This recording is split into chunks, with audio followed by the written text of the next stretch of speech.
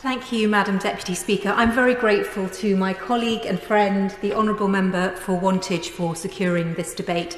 I will confine my remarks to the A34, which runs from north to south through the heart of my constituency.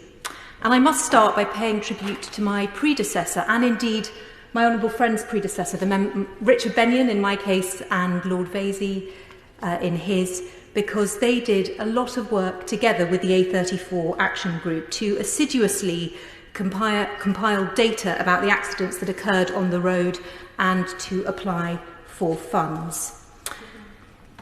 In September 2017, the A34 Action Group invited Highways England to undertake an analysis of the A34, and at their direction I've used data from the Crash Map website, which reports accidents. Between Newbury and East Ilsley, which is a distance of about 9 miles, there were 70 crashes over a period of 5 years, resulting in injury and 11 fatalities. Most recently, Oliver Williams, a 27-year-old Cambridge graduate who was killed last month. I have to say that I was delighted to receive a letter from Highways England in October committing to upgrades of the road, and last week I received a letter from the Secretary of State about these upgrades. However, I did notice that the focus of his correspondence was upon improving congestion and commuter times along the route, and secondarily on improving air and noise pollution. And I hope the Minister will understand when I say that whilst these are welcome, the primary issue, as my honourable friend has said, remains the safety, and I undertook a resident survey earlier this year and must just relay the findings.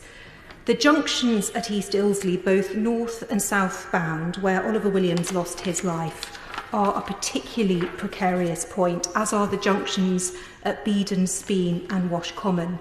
All the residents who contributed said that much longer slip roads were required and have asked for warning signs.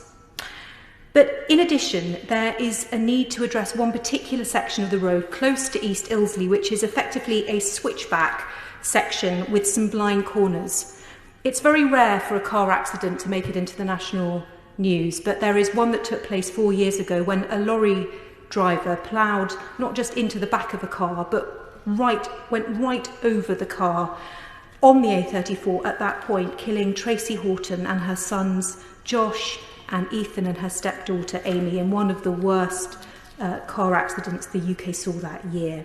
Now, most of the reporting of that case rightly focused on the fact that the lorry driver had been using his phone and his eyes had actually not been on the road for 45 seconds prior to the crash. But what is less well known is that he had just completed the switchback section, was at a blind corner, and when he came round it, a line of stationary cars were there that had built up and he did not see.